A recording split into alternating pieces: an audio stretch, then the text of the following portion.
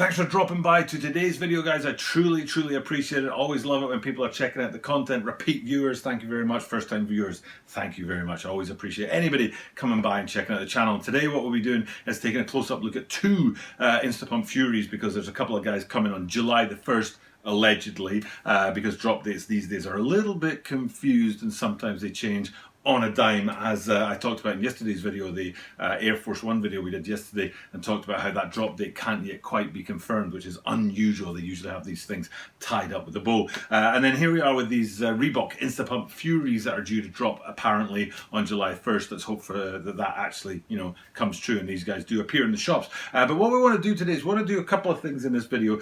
They are a tartan shoe. I don't even know how to pronounce the word P-L-A-I-D. Plaid? Played, just not a word from the UK. If you're in the UK and you see these patterns, you say that's tartan. And I want to get into that a bit about the tartan patterning on these guys, and then take a couple of looks at the shoes and see where the important details are on them. So without further ado, let's get into the upcoming release of this collaboration shoe, which is the Reebok Instapump Fury opening ceremony played. This is the Talk About a 23 Sneaker channel. Talk About a 23 Sneaker channel des Mainichi. Absolutely no day Mainichi meet Kudasai. Every single day from Tokyo, Japan, I bring you content about upcoming sneaker releases, sneaker news, and sneaker reviews. And today, what's in the spotlight is these plaid, thingy, check, whatever you want to call that. Tartan! It's tartan! Now, I was born in London, England, and I grew up in Scotland. I moved there when I was 6. Parents, one parent English, one parent Scottish, so I've got a very sort of mixed culture behind me there, and I've lived in Japan for more than 20 years, so yay, mix it all up. But when it comes to, this patterning here, it's tartan. I'm from the home country, I'm from the motherland. That's tartan right there. If you guys don't know this, that is actually hundreds and hundreds of years old, and it's to do with different clans in the Highlands of Scotland being able to identify who is and isn't an ally or from their clan or one of their friends, or more importantly maybe one of their enemies. And what I wanted to do, I thought I'd put up a couple of tartans behind me here, and one of them is a yellow based tartan, and if you really look at it and then I switch it out to this tartan here, you're like, yeah, they're both yellow. But then what I want to focus in on is the black squares on there, because if we look at this one first, I think that's got the 4 black squares on it, and that'll come back later when we look at the Reeboks, because one of them is yellow with 4 black squares on them. But it doesn't have any kind of thin red line running through that tartan, and I think I'm right in saying this is the Barclay tartan. But then if we flip it out to another yellow one, you can see this has 9 black squares on it, but it's still that yellow and black base, but it does have that thin red line running through it, and I think this is classic McLeod is what it's called. Very similar if we switch between the two, and you can see the yellow base on there, and it's to do with like the lines and where they intersect, like 4 black squares versus 9 black squares, and that's how you tell them apart. But there's literally hundreds and hundreds of tartans out there in the UK and in Scotland in particular. And then if we'll go and look at the yellow Instapumps right now, and you can see them there. You can see that yellow base of the tartan on there. But what you've got is 4 black squares. So if we go back to my 4 black square tartan, and then back to the shoes, you can see it actually has that red line running through it, a very thin red line. Back to the 9 square guys that has the red line.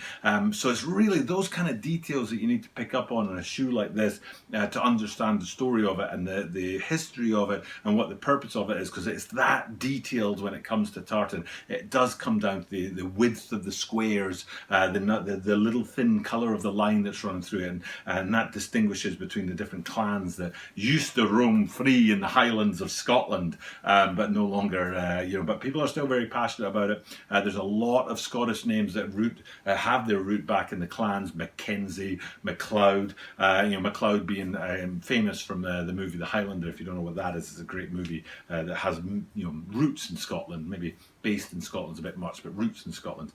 So anyway, that's what tartan is. That's the point of tartan. It's to do with clans. That's how you look at it in that kind of detail. Get right up close and understand the difference between the two. So then when we have a look at these guys today and they say plaid or plaid or whatever that is, I'm always a bit because to me that's tartan. But let's get into the shoes themselves and actually have a look at the patterning on them. We'll stay with those yellow ones, and you can see that they are the 4 black square pattern, but with the red sort of thin lines running through them. And what's interesting to me, if we look at these, and I'll flip to the green ones in a minute, is that on the upper upper, you can see one sort of pattern of tartan on there, but then below that, kind of encased in that, is a lower upper that has a different pattern on them. So at first glance you might look at them and think it's a single tartan pattern, but actually it's two different ones if you look at that layering effect on there. And then if we switch, I think I was on the yellow and I said go to the green, and then if we switch to the greens, you can see, you know, that outer shell has one pattern on it, and then below that it has another pattern on it. Now, staying with those two things, it's important to note the materials that they're made of. So if we get a zoom in on the upper shell, that's actually made of leather, which gives it a solid construction and gives you that sort of solidity about the shoe. But then if we transfer it over a little bit and go more to the middle of the shoe, where you can see underneath the leather panels you've got that mesh on there, on the second layer and the second pattern in that tartan. So leather out on the outside, on the outer shell of the upper, and then on the inner shell of the upper it's mesh. And staying there as well, there's a couple of points to make about that kind of front of the foot area there, where you've got that lower upper in that mesh. One point is that you've got an embroidered Reebok branding housed right in the middle of where the laces would be on a conventional shoe, but this shoe not having laces doesn't have that, but the Reebok branding right in the middle there, and it's dark and it's sort of embedded within the colorway, and doesn't really have any contrast, so it doesn't pop off, but it is definitely there and it's embroidered. And then if you go up from that, you get to that Instapump unit, shall we say, on there, and what I was happy to see is it's the standard Instapump branding on there. I mean, they could play around with it or do something funky, maybe try and give it you know, the colorway and do something like that, but actually I think it's fine just the way it is, because of these.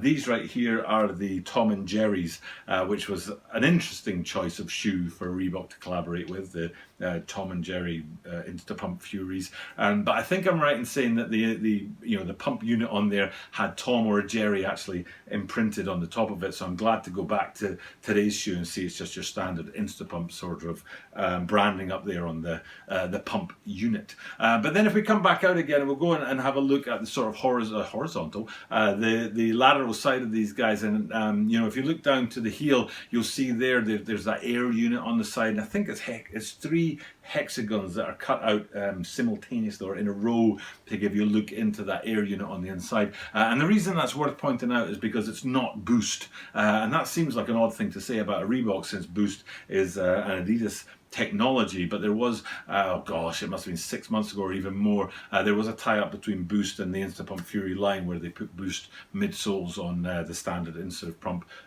silhouette. So it is, you know, because of that little window on the lateral side there, you know that it is a standard Instapump midsole with the same kind of cushioning and air unit on the side there that goes with the rest. Now we have to get around to the back of the shoe and look at the branding, because the branding on there says opening ceremony, and I think it's established 2002, and there's a couple of things about that. I mean, it's a collaboration, so it's important to note, but there's a couple of things about that. One is that I'm sure they dropped this shoe to time it with the Olympics. Now, the title of this video was Which Opening Ceremony?